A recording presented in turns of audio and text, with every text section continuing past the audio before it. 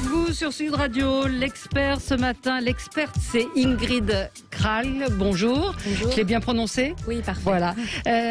Alors, vous venez de publier Manger du faux pour de vrai, les scandales de la fraude alimentaire. C'est paru chez Robert Laffont. Je précise que vous êtes directrice de l'ONG Foodwatch France. Ce livre, Manger du faux pour de vrai, c'est presque un polar. On est, dès les premières pages, on se dit que c'est absolument pas possible tout ce que vous racontez dans ce livre. Alors on a entendu, on se souvient de scandales alimentaires, les lasagnes au cheval et d'autres, mais ils ne font pas toujours la une de l'actualité. Et ce qu'on apprend dans votre livre, c'est que tous les types de produits sont touchés. C'est-à-dire que moi je me suis dit, bon ben ça va, je mange pas de produits transformés. Sauf que moi aussi, en fait, je me suis dit même chose. Ça fait des années que je travaille chez Foodwatch, et donc je me suis dit, bon, moi, je suis aguerrie à la lecture d'étiquettes, on me la fera pas. Et puis, bon, on vit en France, quand même, patrie de la gastronomie. On s'est dit qu'on était plutôt à l'abri des fraudes alimentaires. Et ce que mon enquête démontre, tant au niveau français que européen, et même parfois en faisant des petits détours par d'autres pays européens, c'est que personne n'est à l'abri. En fait, tout le monde mange et tout le monde est potentiellement exposé à de la fraude alimentaire. Ça va du rayon sel et poivre des denrées a priori bon marché jusqu'au foie gras, champagne, etc. Ça c'est dingue. Le poivre, on va donner des exemples parce qu'il faut que nos auditeurs achètent votre livre et le lisent, parce que le poivre, 54% du poivre... 59, Valérie. 59, j'ai mal noté. 59% du poivre est coupé par du sable. Ce sont les contrôles de la répression des fraudes. Ce ne sont pas des chiffres que moi je tire du chapeau. Tout le bouquin est extrêmement documenté et sourcé, donc c'est vraiment des chiffres qui viennent de rapports officiels. Parmi les contrôles, ils ont trouvé presque 2 sur 3, donc c'est énorme. Moi, personnellement, j'aimerais savoir si celui que j'ai chez moi est frauduleux ou pas. Et on ne le sait pas. Et ça, c'est votre combat aujourd'hui. Il y a une pétition qui a été lancée d'ailleurs. Sur foodwatch.fr. Voilà, où il faut aller pour demander au pouvoir public plus de transparence, parce que ces chiffres que vous donnez, vous le dites, ils viennent de la DGCCRF, la Direction Régionale de la Consommation et de la Répression. Bref, c'est la répression des fraudes. Donc ça existe, il y a des données, sauf qu'on ne sait pas qui sont les industriels qui fraudent. Exactement, c'est ça. En fait, il y a beaucoup de données qui sont issues de rapports officiels, et chez Foodwatch, on en fait l'expérience depuis des années. À chaque crise sanitaire, problème alimentaire, on demande des informations parce qu'on a le droit de savoir, surtout quand potentiellement on est exposé à un danger pour la santé. Et bien chaque fois, c'est fin de non-recevoir. Les autorités refusent de communiquer et on ne comprend pas pourquoi. À l'exception d'un domaine, étonnamment, c'est quand il s'agit du vin. La répression des fraudes a un département qui est particulièrement focalisé sur les vins et spiritueux. Et là, quand ils débusquent des fraudes, ils n'hésitent pas en fait à communiquer les noms des entreprises, le type de fraude et même les sanctions. Donc on ne comprend pas pourquoi ils disposent de ces données. Ils font un job extraordinaire sur le terrain, il faut quand même le souligner, même si malheureusement ils sont sous-effectifs, ils subissent un écrémage. C'est ce que vous dites, et ils sont quasiment à l'arrêt en plus, avec la majorité des agents en télétravail, pas très pratique pour aller contrôler, et puis surtout cette non-communication des données. C'est ça, et on ne vous a jamais dit pourquoi ? Et non, en fait, moi j'ai pas mal enquêté dans d'autres pays européens où ça se passe différemment, où les citoyens peuvent parfois télécharger, je pense au Danemark, l'Irlande, télécharger des données sur les contrôles, les problèmes d'hygiène avec force détail, les sanctions, etc. Ça met la pression. On est convaincu chez Foodwatch que cette transparence aurait un grand effet dissuasif, et on a bien investigué, rien ne s'y oppose en fait. Cette opacité de la part des autorités en France, en tout cas, est clairement un choix politique, et on ne comprend pas, parce que même quand il s'agit d'entreprises étrangères, les autorités refusent de communiquer où les produits contaminés se trouvent, où ils ont été vendus, en quelle quantité. Donc c'est vraiment problématique. Vous dites que ce n'est pas une priorité politique. Vous parlez, quand je parlais de polar, c'est qu'il y a une véritable agro-mafia. C'est-à-dire qu'on se rend compte qu'aujourd'hui, c'est moins risqué que de trafiquer de la drogue, et ça rapporte beaucoup plus et c'est plus facile. Là, je vois que vous avez bien lu je l'ai lu. Non, moi j'ai trouvé ça passionnant. C'est un sujet qui me passionne, et j'ai trouvé ça.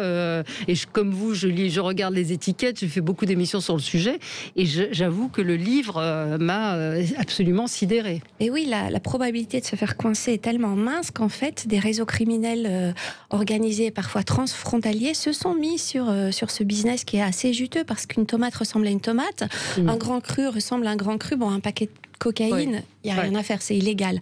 Mais le bidouillage sur les étiquettes, les origines, les faux pesticides, un pesticide sur 7 en Europe est contrefait. Donc c'est une pâle imitation qui échappe à tout contrôle. C'est un chiffre assez affolant quand on sait que 1 sur 7 en Europe, et ce sont les chiffres d'une agence européenne de la propriété intellectuelle, moi j'aimerais bien savoir où ils sont utilisés. Et on le sait, en fait, j'ai fait pas mal d'interviews, y compris des lobbies des pesticides. Le ministère de l'Agriculture a une campagne sur ce sujet aussi, mais sauf que nous, simples citoyens, consommateurs, on n'a jamais accès aux détails sur ce qu'il y a derrière. Ces trafics. On parle d'huiles d'olive qui sont des huiles de tournesol, on parle de mozzarella qui n'en sont pas. Alors ça, trafic de fausses mozzarella, du fromage frais périmé en provenance d'Europe de l'Est, était traité avec de l'acide et de l'hypochlorite de sodium pour lui donner une apparence de mozzarella fraîche, puis fumée à l'arrière d'un camion. Le thon aussi. Alors j'ai appris qu'effectivement il fallait se méfier des sushis. Si vous voyez des petits trous sur le thon, ce sont des aiguilles en fait qui sont dans une machine qui ressemble étonnamment aux machines dans lesquelles on contrôle nos bagages aux aéroports. Il y a quelques années, il y a eu un énorme scandale avec les plus gros grossistes thoniers d'Espagne. Et ce thon est parti dans différents pays européens. Et effectivement, le thon était tellement avarié que les employés qui manipulaient ce poisson avaient les mains qui brûlaient tellement il était propre à la consommation. Il était injecté d'additifs dangereux pour lui redonner une couleur alléchante. Mais c'est vraiment courant parce que je vois aussi il y a eu des tests qui ont été faits toujours par la direction des fraudes sur des poissons, des sushis dans des restaurants japonais. Ils pensaient acheter 5 variétés de poissons. Au total, il y en avait 25. C'est l'étude de Oceana. Et on fait passer en fait du bar.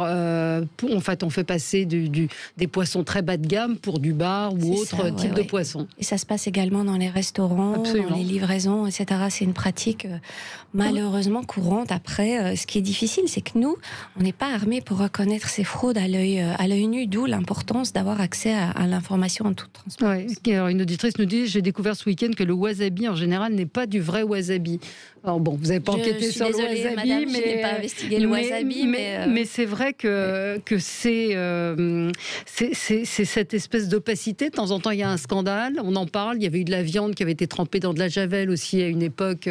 Mais est-ce qu'on peut faire confiance au label, par exemple ?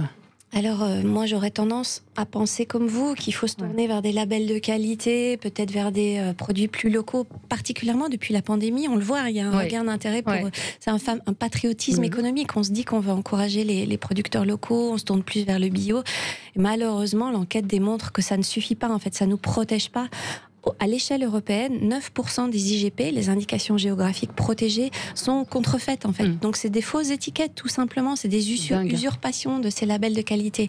Et ça, c'est les chiffres européens. Quand on sait qu'en France, on a énormément, bien plus, je crois que c'est le pays qui en a le plus, des fromages, des vins, etc., protégés par ces labels de qualité, on peut penser que malheureusement, on est peut-être au-dessus de 1 produit sur 10 pratiquement. Ces labels. Donc c'est compliqué. Et c'est triste en fait, parce que on est prêt à payer plus pour avoir de la qualité.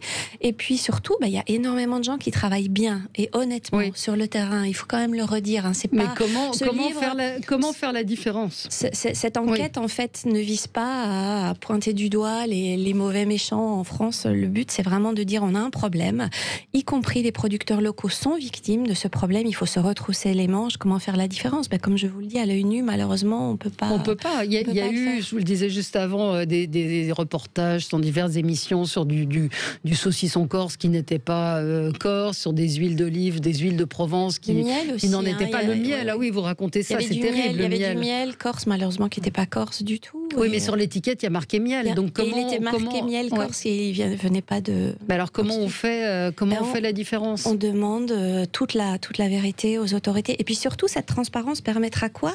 Que les producteurs qui travaillent honnêtement et correctement ne soient pas logés, comme c'est le cas maintenant, à la même enseigne que les fraudeurs. Parce que finalement, ceux qui trichent ne sont jamais exposés publiquement, puisque le choix politique, finalement, c'est d'occulter la vérité sur toutes ces tromperies. Et c'est quand même terrible, en fait, de faire ce choix. Il n'y a aucune explication à cette opacité. Vraiment, les autorités peuvent faire le choix de la transparence. On le sait parce qu'on s'est plongé dans la jurisprudence de la Cour de justice européenne, le Conseil constitutionnel, la Cour des comptes. Il y a quand même pas mal d'experts sur le sujet et sur cette sécurité sanitaire qui disent on peut aller vers la transparence, allons-y.